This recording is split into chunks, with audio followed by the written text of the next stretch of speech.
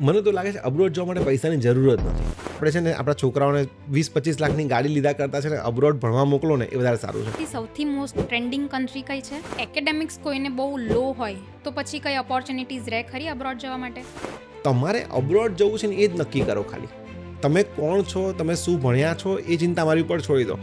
આરકેમાં આવશો તમને ડિટેલ્સમાં બધું સમજાવી દઈશું કે તમારા પ્રોફાઇલ પ્રમાણે તમને ક્યાં જવા મળે છે, કેવી રીતે મળે છે, અને પછી આપણે આગળ વધીશું. બીઇંગ અ પેરેન્ટ તમને શું વિચાર છે કે 12મું કમ્પ્લીટ કર્યું હોય તો છોકરાઓને મોકલાય કે ના મોકલાય? અને આઈએલટીએસ નથી આપી કે ઇન્ટરવ્યૂનો ડર છે તો એ લોકો માટે પાથવે સૌથી બેસ્ટ ઓપ્શન છે. લોકો બધા પૂછતા હોય એકબીજાને કે ભાઈ અહીંયા જોબ જ નથી એવું કહી રહ્યા છે તો જે જોબ નથી કરતા એમને પાછા બોલાવી લઈએ આપણે.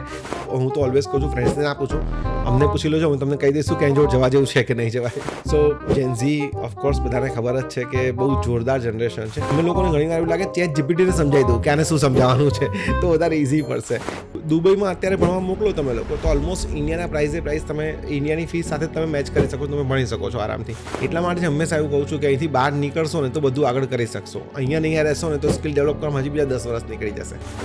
આરકેમાંથી જેટલા છોકરા ગયા છે અત્યારે એમાંથી 60-70% સ્ટુડન્ટ સ્કોલરશિપ સાથે જ ગયેલા છે. ક્વેશ્ચનના દરેક આન્સર આપવા બંધાયેલા છે અને જ્યાં સુધી એ લોકો 100% સેટિસ્ફાઈડ નહીં થાય ત્યાં સુધી આપણે એમને સર્વિસ આપવી જ પડશે. સો પૈસાની જરૂર નથી. તમારા છોકરો ટેલેન્ટેડ છે તો એને અબ્રોડ મોકલી દો.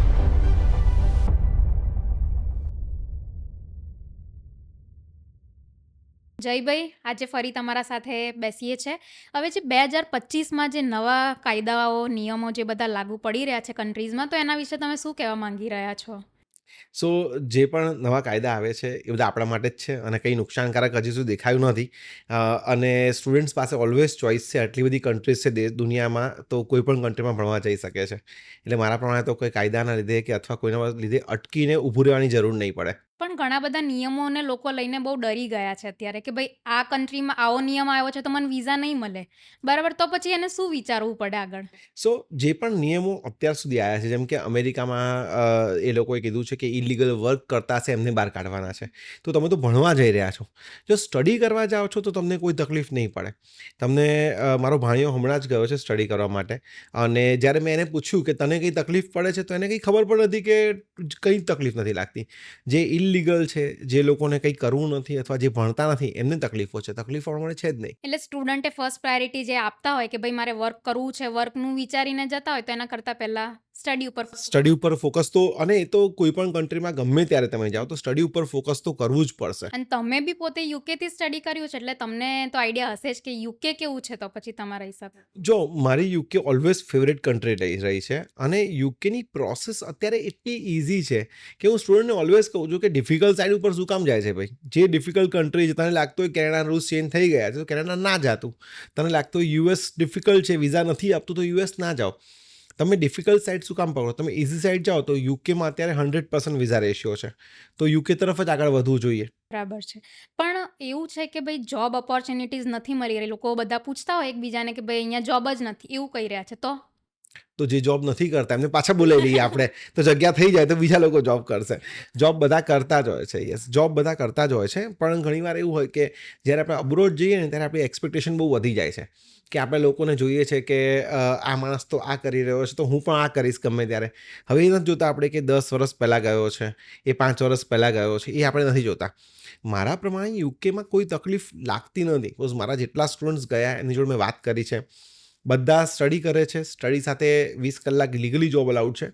એ મળતા 2 થી 3 મહિનાનો ટાઈમ લાગે, પણ જોબ તો એમને મળી જ જાય છે. અને સ્ટડી પછી PSW પણ આપી રહ્યા છે 2 વર્ષના. તો યુકે જવામાં કોઈ વાંધો છે જ નહીં. તો પછી જે મેરિડ હોય કે રિસેન્ટ મેરેજ કર્યા હોય કે એવું બધું, તો એ લોકો માટે કોઈ ઓપોર્ચ્યુનિટીઝ ખરી યુકેમાં? હા, સ્પાઉસ વિઝા અત્યારે થાય જ છે ને. કોઈ પણ સ્ટુડન્ટે બેચલર્સ કર્યું છે ઇન્ડિયાથી અને ઇંગ્લિશ મીડિયમથી કરેલું છે તો ઇવન ઇંગ્લિશ આઈએલટીએસની એક્ઝામ આપ્યા વગર પણ એ લોકો યુકે જઈ શકે છે. તો એ એક સારી ઓપોર્ચ્યુનિટીઝ છે અત્યારે છોકરાઓ માટે કે ભાઈ કંઈ ના બી હોય તો તમે એકવાર એક ઓપ્શન તરીકે તો જતા રહો, અને 1 યરનું માસ્ટર્સ આઈ ગેસ મળતું હોય છે તો એ બી એ લોકોને બેનિફિટ છે. તો જ્યારે પેરેન્ટ્સ એમના છોકરાઓ માટે વિચારે છે તો એમના પહેલો વિચાર કયો આવવો જોઈએ જ્યારે અગર એ લોકો બહાર જવા માટે એમને મોકલવા હોય? તો પેરેન્ટ્સ અને સ્ટુડન્ટ્સે બધા એક વિચાર રાખવો જોઈએ કે ભણવા જવું છે અને ભણવા મોકલવા છે, તો કોઈ તકલીફો મગજમાં નહીં આવે. તમે વિચારશો કંઈક અલગ, વિચારશો તમારે ભણવા નથી જવું અને તમારે કંઈક અલગ કરવા જવું છે બીજું કંઈક, તો તકલીફો દેખાશે. પેરેન્ટ્સ મને લાગે છે અત્યારે બહુ સમજદાર થઈ ગયા છે અને એ લોકો પણ બધું જોઈ લે છે, ચેક કરી લે છે અને પછી જ એમના કિડ્સને મોકલી રહ્યા છે. એટલે મારા પ્રમાણે પેરેન્ટ્સને ઘણી બધી ખબર પડી જ જાય છે. બીઇંગ અ પેરેન્ટ તમને શું વિચાર છે કે 12મું કમ્પ્લીટ કર્યું હોય તો છોકરાઓને મોકલાય કે ના મોકલાય? 12મા પછી જ છોકરાઓને મોકલવા જોઈએ. ઓલવેઝ હું તેમ જ કહું છું, 12મા પછી જ મોકલો. તો એટલે એ લોકો જ્યારે સ્ટાર્ટિંગ છે, લોકોનું કંઈક ફ્યુચર બનાવવા માટેનું સ્ટાર્ટિંગ છે, ત્યારે જ એ લોકો બધું આગળ કરી શકે. પણ એવું છે કે ભાઈ બેચલર્સ અહીંયા જેટલું સસ્તામાં પતી જાય છે એટલું ત્યાં તો મોંઘામાં પતે છે, તો પછી એ કમ્પેરિઝન આવે ત્યારે શું વિચારો તમે? સો એવું નથી કે જ્યારે આપણે બેચલર્સ કરવા મોકલીએ છીએ તો યુકે શું કામ વિચારીએ? તો સસ્તી કન્ટ્રીઝ પણ છે, તમે દુબઈ મોકલી દો. છોકરાઓ મેચ્યોર પણ થઈ જશે, છોકરાઓ સમજી પણ લેશે અને 2 વર્ષ ત્યાં ભણાવો અને 3rd યર માટે યુકે કે યુએસ મોકલો. દુબઈમાં અત્યારે ભણવા મોકલો તમે લોકો તો ઓલમોસ્ટ ઇન્ડિયાના પ્રાઇસ તમે ઇન્ડિયાની ફીસ સાથે તમે મેચ કરી શકો છો, તમે ભણી શકો છો આરામથી. તો અને દુબઈ બહુ સેફ પણ છે. જે પણ છોકરાઓ જઈ રહ્યા છે બધાની સેફટી 100% છે. તો દુબઈ પણ મોકલી શકીએ હાલ આપણે. તમે કોઈક છોકરાઓને મોકલ્યા હશે, એ લોકોનો કોઈનો એક્સપિરિયન્સ શેર કરી શકશો? સો દુબઈ માટે વાત કરો છો? હા. સો દુબઈમાં મારા સ્ટુડન્ટ્સ હમણાં જ ગયા, 4-5 છોકરાઓ મારા ગયા અને બધા સાથે મેં ફોન ઉપર વાત કરી છે. બહુ સેટિસ્ફાઈડ છે, બહુ સારું છે. હજી ગયા છે ને મહિનો 1.5 મહિનો થયો છે. સો મને ખબર છે કે મહિના પછી જેટલા સેટલ થવા જોઈએ એનાથી સારા સેટલ છે. પણ હજી 2 મહિના, 3 મહિના, 6 મહિના પછી એ લોકોને વધારે ખબર પડશે ને વધારે સારી રીતે એ લોકો કરી શકશે. તો સ્ટુડન્ટ્સ હવે બહાર જવા માટે વિચારે છે, તો એ લોકો માટે માઇન્ડસેટ અને સ્કિલ્સ કેટલું ઇમ્પોર્ટન્ટ છે? સ્કિલ્સ છે ને ઇન્ડિયન સ્ટુડન્ટ્સમાં એટલા બધા સ્કિલ્સ છે જ નહીં હજી સુધી. બિકોઝ એ લોકોએ જે પણ ભણ્યા છે એ થિયરી વધારે પડતું ભણ્યા છે, પ્રેક્ટિકલ નથી સ્ટડી કરેલું લોકોએ. એટલે સ્કિલ્સ એ લોકોને ડેવલપ કરવા પડશે બહાર જઈને. કોમ્યુનિકેશનમાં પણ આપણે થોડાક એવા સ્લો છે બીજા બધા કરતાં, તો આ બધું ડેવલપ કરવું પડશે ત્યાં જઈને. એટલા માટે હંમેશા એવું કહું છું કે અહીંથી બહાર નીકળશો ને તો બધું આગળ કરી શકશો. અહીંયા રહેશો ને તો સ્કિલ ડેવલપ કરવામાં હજી બીજા 10 વર્ષ નીકળી જશે. તો યુકેમાં આગળ પીઆરની ઓપોર્ચ્યુનિટીઝ છે ખરી? લોકો એવું કહે છે કે યુકેમાં પીઆર તો મળતા નથી, કે પછી અત્યારે તો ચલો બધી જ કન્ટ્રીઝ ડિફિકલ્ટ ચાલે છે, પણ અત્યારે આપણે યુકે માટે પૂછીએ. સો યુકેમાં પીઆર એટલે ઇનડેફિનેટ સ્ટે ત્યાં કહેવાય છે. તમે સ્ટુડન્ટ વિઝા તમારું માસ્ટર કરો તો 1 યરના સ્ટુડન્ટ વિઝા આવે, 2 વર્ષથી તમારી વર્ક પરમિટ આવે છે. જો એ પોસ્ટ સ્ટડી વર્ક તમને મળી જાય અને તમને ત્યાં ટિયર 2 વિઝા મળી જાય, જે 5 વર્ષના 3+2 યરના હોય છે, એ 5 વર્ષ પતે એટલે સ્ટુડન્ટ એલિજિબલ થઈ જાય છે ઇનડેફિનેટ સ્ટે માટે. હમણાં જ અમારી એક સ્ટુડન્ટ આવી હતી મને મળવા માટે અહીંયા, એની સાથે પણ મેં વિડીયો અહીંયા કરેલો છે. તો એ છોકરીને એવું હતું કે ઓલરેડી 5 વર્ષથી ત્યાં છે, લાસ્ટ 2 કે 3 વર્ષ એના બાકી રહ્યા છે. એ પતશે એટલે એને ઇનડેફિનેટ સ્ટે એટલે કે પીઆર મળી જવાના છે. સો મારી પાસે ઘણા બધા સ્ટુડન્ટ્સ આવી રીતે આવતા રહેતા હોય છે અને એ લોકોના રિવ્યૂઝ પણ હું લેતો હોઉં છું. સો આરકે ઇન્ટરનેશનલી 4000 છોકરાઓ મોકલ્યા છે, એટલે અમને ખબર જ છે કે કઈ જગ્યાએ કેવી રીતે કરવાનું છે. એટલે તમારા સ્ટુડન્ટ્સ તમે જોયા જ બહુ બધા જઈ રહ્યા છે અને તમારા રિવ્યૂઝ છે એ બધું જોયું છે ઘણું બધું, એટલે તમારું બધું સારું જઈ રહ્યું છે. પણ છોકરાઓ અત્યારે જે રીતના વિચારે છે કે ભાઈ મારે મારા ફ્રેન્ડ્સનું સાંભળીને જવું કે કોઈકનું સાંભળીને જ જવું છે, તો એ રીતના તમે જ્યારે વિચારો તો તમને કેવી ડિફિકલ્ટીઝ ફેસ કરવી પડે છે? અમારે એવી કંઈ ડિફિકલ્ટીઝ નથી આવતી. છોકરાઓ લોકોનું સાંભળતા રહેતા હોય છે બધાનું, પણ મને કન્વિન્સ કરતા આવડે છે. હું સારી રીતે કન્વિન્સ કરી દઉં છું એ લોકોને. અને એ સ્ટુડન્ટ્સના જે ક્વેશ્ચન્સ હોય છે ને એ ઘણીવાર એવું હોય છે કે એકવાર આવ્યા ને તો અલગ ક્વેશ્ચન, બીજી વાર આવ્યા તો અલગ ક્વેશ્ચન, ત્રીજી વાર આવ્યા તો અલગ ક્વેશ્ચન. અને દરેક વખતે આપણે તો ક્વેશ્ચનના દરેક આન્સર આપવા બંધાયેલા છે અને જ્યાં સુધી એ લોકો 100% સેટિસ્ફાઈડ નહીં થાય ત્યાં સુધી આપણે એમને સર્વિસ આપવી જ પડશે. બરાબર છે. તો સ્કોલરશિપ્સ ને બધા માટે કેવું હોય છે કે બધી કન્ટ્રી સ્કોલરશિપ્સ આપે છે કે એકેડેમિક્સ જોઈને આપે છે કે શું હોય છે? સો સ્કોલરશિપ માટે તમારું એકેડેમિક, તમારું ઇંગ્લિશ લેંગ્વેજમાં તમારો જે હોલ્ડ છે એ, અને બાકી તમે લોકોએ જે પણ એક્સ્ટ્રા કરિક્યુલર એક્ટિવિટીઝ કરી છે એના ઉપર હોય છે. કોમન સ્કોલરશિપ પણ હોય છે જે દરેક સ્ટુડન્ટને મળતી હોય છે, અને બાકી તમારા મેરિટ ઉપર પણ તમને સ્કોલરશિપ મળતી હોય છે. આરકેમાંથી જેટલા છોકરા ગયા છે અત્યારે એમાંથી 60-70% સ્ટુડન્ટ સ્કોલરશિપ સાથે જ ગયેલા છે. ઇવન યુકે ગયા હોય, યુએસ ગયા હોય કે કોઈ પણ કન્ટ્રી ગયા છે તો સ્કોલરશિપ સાથે જ જાય છે એ લોકો. અમને ખબર છે કે સ્કોલરશિપ કોની અને કેવી રીતે એપ્લિકેશન કરવાની છે, તમે કરીએ જ છે. ઓકે, અને એકેડેમિક્સ કોઈને બહુ લો હોય તો પછી કઈ ઓપોર્ચ્યુનિટીઝ રહે ખરી અબ્રોડ જવા માટે? જો એકેડેમિક એટલે ગુજરાતી સ્ટુડન્ટ્સ છે, એટલે ઘણીવાર આપણી પાસે એવું ઘણા સ્ટુડન્ટ્સ આવે છે જે 12માં ફેલ પણ થયા છે, ખાલી 10 પાસ જ છે, અથવા 12માં એ લોકોના 40 કે 50% પણ આવ્યા છે.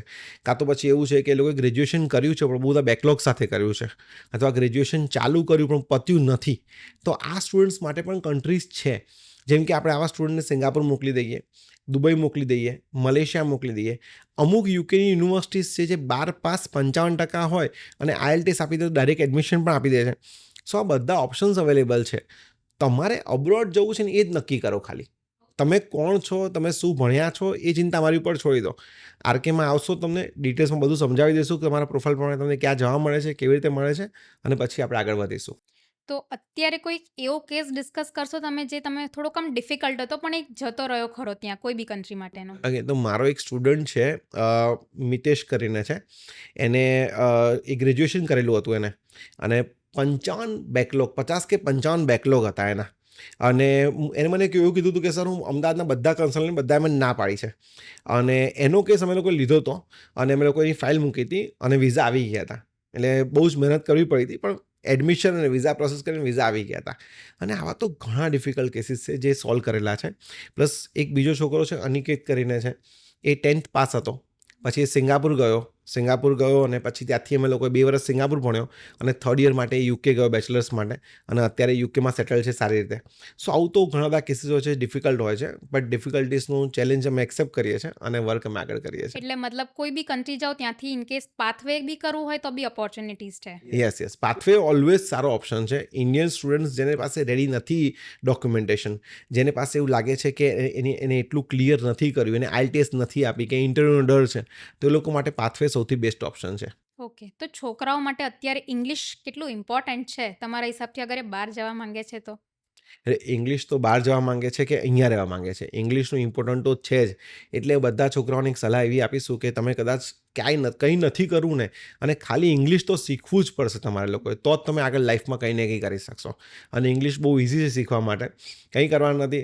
રોજની તમે કમસે કમ 3 થી 4 પેજ બુક વાંચો, કોઈ પણ ઇંગ્લિશ બુક વાંચો, એને સમજો, અને રેગ્યુલર એની વોકેબ્યુલરી, એની ગ્રામર, એના ઉપર વર્ક કરો તો તમને ઇંગ્લિશ આવડી જ જવાનું છે. બરાબર. અત્યારે કોઈ સૌથી ટ્રેન્ડિંગ એક્ઝામ હોય એવું કંઈ છે કે બધી નોર્મલી ચાલી જ રહી? સૌથી ટ્રેન્ડિંગ એક્ઝામ ઓલવેઝ IELTS રહી જ છે, કે IELTS તમે આપી દો છો એટલે બધી કન્ટ્રીમાં, બધી યુનિવર્સિટીમાં વેલિડ છે જ.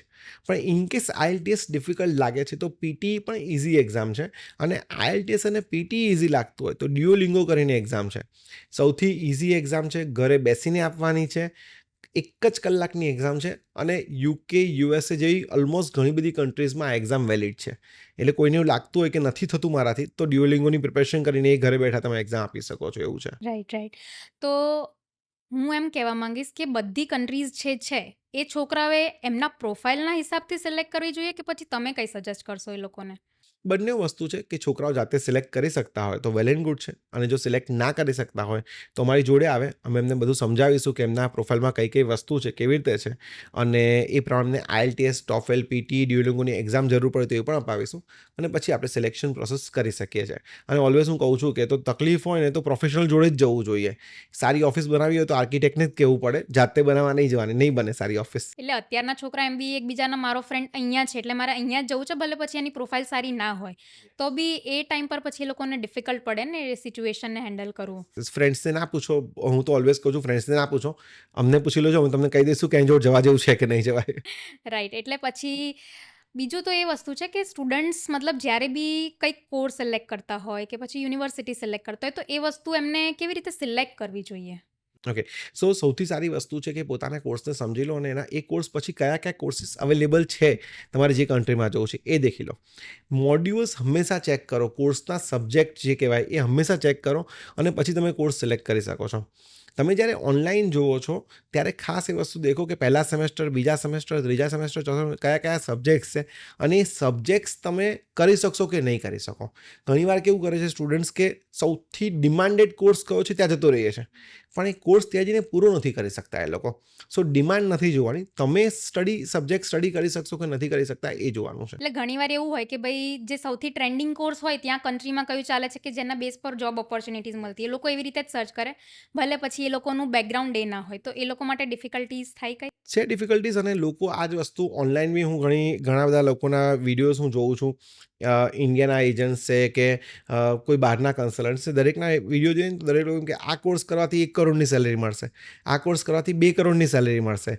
પણ એ કોર્સ કોણ કરી શકશે, એ કોર્સ કેવી રીતે કરવાનો છે, એ કોર્સમાં આગળ જઈને કેટલી મહેનત કરવી પડશે એ પણ જોવું પડશે ને. સાયબર સિક્યુરિટી બધાને ખબર છે કે ડિમાન્ડમાં છે અત્યારે, તો બધા સાયબર સિક્યુરિટી કરશે ને બધાને 2 કરોડ રૂપિયા સેલેરી મળશે એવું નથી. જો તમારામાં ટેલેન્ટ છે, તમને લાગે છે કે આ કોર્સ હું પૂરો કરી શકું છું, તમે એના રિલેટેડ અહીંયા કંઈક ભણેલા છો, એની રિક્વાયરમેન્ટને તમે મેચ કરો છો, તો તમે આ વસ્તુ ઉપર ફોકસ કરી શકો છો, બાકી ના કરાય. રાઈટ. તો બીઈંગ અ પેરેન્ટ તમને તમારી ડોટર કે કોઈ બી હોય એના માટે કોઈ મતલબ ચિંતા ખરી કે એને મોકલવી છે તો શું કરવું શું ના કરવું એવું કંઈ? મને જરા પણ ચિંતા નથી, કારણ કે મને ખબર છે કે મારે શું કરવાનું છે. પણ પેરેન્ટ્સને આ ચિંતા બહુ હોય છે. એટલે હું ઓલવેઝ કહું છું કે પેરેન્ટ્સ છે ને ચિંતાઓથી ભરીને પછી જ અમારી સાથે આવે છે. જેટલા સ્ટુડન્ટ્સના ક્વેશ્ચન હોય છે એટલા ફાધરના ક્વેશ્ચન એટલા મધરના ક્વેશ્ચન પણ હોય જ છે. અને પેરેન્ટ્સની ચિંતા પણ એકદમ બરાબર જ છે, હોવી જ જોઈએ કે પોતાના 18 વર્ષના 22 વર્ષના છોકરાઓને મોકલી રહ્યા છે તો ચિંતા કરે જ. પણ ચિંતા કરતાં એક વસ્તુ ધ્યાન રાખવી પડશે કે એ લોકો છોકરાઓ જશે, પ્રેક્ટિકલી આગળ વધશે તો એમની લાઈફમાં પણ બેનિફિટ થવાનો છે. અને થોડો ઘણો ખર્ચો જે આપણે વિચારીએ છીએ, એક્સપેન્સ જે થઈ રહ્યો છે, એટલા રૂપિયામાં તો અત્યારે ઇન્ડિયામાં છે નાનકડો કોઈ બિઝનેસ પણ સ્ટાર્ટ નથી થતો. તો એ પ્રમાણે જોવા જાવ તો ચિંતા કરવાની કંઈ જરૂર હોતી નથી. અને સ્ટાર્ટિંગમાં મતલબ કોઈ બી કન્ટ્રી લઈએ તો મિનિમમ કેટલો ખર્ચો એ લોકોએ લઈને ચાલવો જોઈએ પેરેન્ટ્સે રેડી કરવા માટેનો? કોઈ પણ કન્ટ્રી મોસ્ટલી જવું હોય, યુકે, યુએસએ, ઓસ્ટ્રેલિયા, મિનિમમ 10 થી 15 લાખ રૂપિયા કોલેજની ફીસ હોય છે. આના સિવાય બીજો ખર્ચ બધો અલગથી લાગતો હોય છે અને એજ્યુકેશન લોન પણ મોસ્ટલી મળતી હોય છે, એટલે બહુ ચિંતા કરવાની જરૂર નથી હોતી. પણ 10 થી 15 લાખ રૂપિયા મિનિમમ ફી સ્ટ્રક્ચર હોય છે UK, US, Australia, Canada, New Zealand જઈએ છે તો. ઓકે. નાની કન્ટ્રીઝ જે છે, સિંગાપુર છે, દુબઈ છે, એવી કન્ટ્રીઝ જઈએ છે તો 4 થી 5 લાખ રૂપિયા ફીસ હોય છે.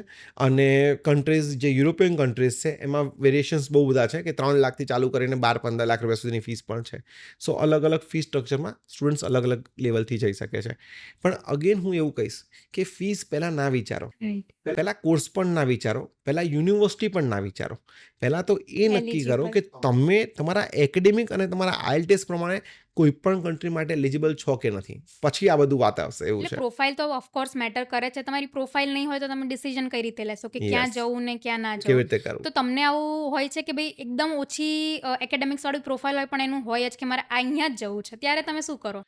તો સમજાવવાની કોશિશ કરીએ આપણે લોકો, બીજું તો કંઈ થાય નહીં એમાં. એટલે ઘણી વાર મને સ્ટુડન્ટ્સ એવી રીતે આવી તમારી જોડે આવતા હોય છે કે આજે મને મળીને ગયો અને મેં કીધું હોય કે તારું નહીં થાય કેનેડા, કે તારું નહીં થાય યુકે, પછી સ્ટુડન્ટ પાછો 2 વર્ષ પછી આવે અને પછી મને કહે કે સર 2 વર્ષ પહેલાં તમે કીધું હતું કે યુકે નહીં થાય કે કેનેડા નહીં થાય. પણ 2 વર્ષનો ટાઈમ એને બગાડી નાખ્યો અને પછી જે નક્કી કરે છે કે એટલે સ્ટુડન્ટ્સના મગજમાં હોય કે મારે યુએસ જવું છે, યસ. તો 4 વાર 5 વાર 6 વાર એપ્લિકેશન કરશે, એનો પ્રોફાઇલ સેટ ના થયો હોય કે એમ્બસી વિઝા ના આપતી હોય કે એની યુનિવર્સિટી સારી ના હોય, પણ લોકો ટ્રાય કરતા રહે છે. But end of the day સ્ટુડન્ટને ખબર પડે છે કે હા, આમને મને કીધું હતું એકવાર, સલાહ આપી હતી, સલાહ સાચી છે. તો બહુ કન્વિન્સ કરવા કરતાં અમે છોડી દઈએ થોડા દિવસ માટે. 6 મહિનાથી લઈને 2 વર્ષનો ટાઈમ છે મારો કે સ્ટુડન્ટ પાછો આવે છે મારી જોડે. ઘણી વાર તમારે એવું થતું જ હશે ને કે આવી રીતે સમજીને ગયા અને પછી બહુ ટાઈમે પાછા આવે કે ક્યાંકથી રિજેક્શન લઈને આવ્યા હોય તો? રેગ્યુલર છે મારે, એકદમ રેગ્યુલર છે. છોકરાઓ એવી રીતે જ હોય છે કે આજે સમજી ગયા, પછી એને કોઈ બીજા એવું સમજાવ્યું હોય કે તારું આ કન્ટ્રીમાં થઈ જશે, અને પછી પાછું અમારી જોડે આવીને 2 વર્ષ, 6 મહિના, 12 મહિના, વોટેવર જ્યારે પણ આવીને મને કે સર હવે ક્યાંય થતું નથી, તમે હવે કરી આપો. હમણાં જ 3-4 દિવસ પહેલાં જ એક સ્ટુડન્ટ આવ્યો હતો, 4 વાર યુએસમાં રિફ્યુઝલ છે એનું. ઓહ.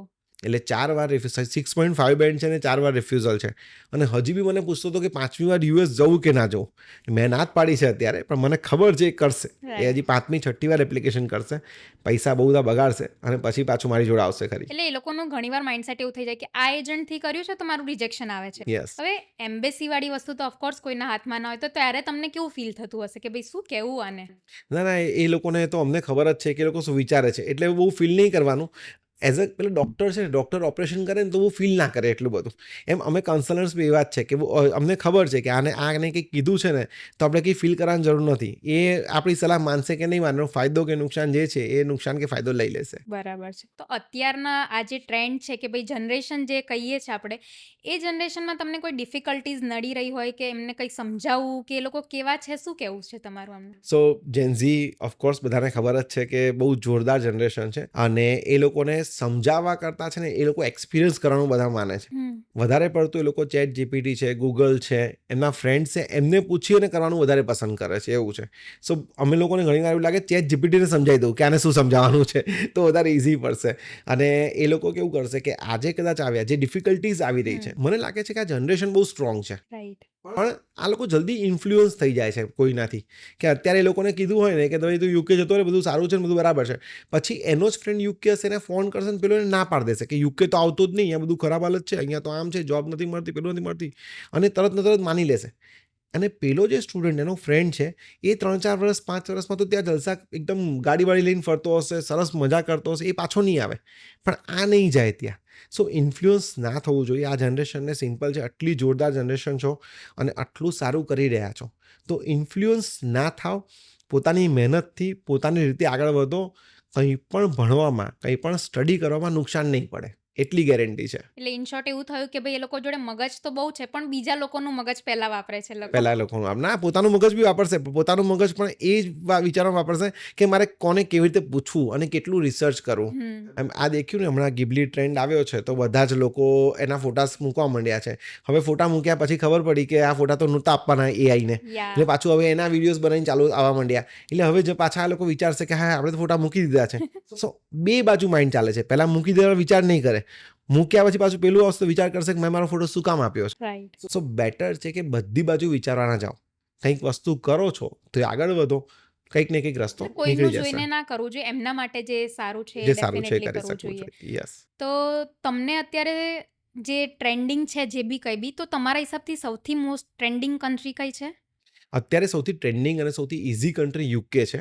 નંબર 1 હું એમ કહી શકું કે અત્યારે જે પણ સ્ટુડન્ટ્સને જો જવું છે તો સૌથી ઇઝી વિઝા રેશિયો, સૌથી કહેવાય ને કે ઓલમોસ્ટ 100% વિઝા રેશિયો છે યુકેનો.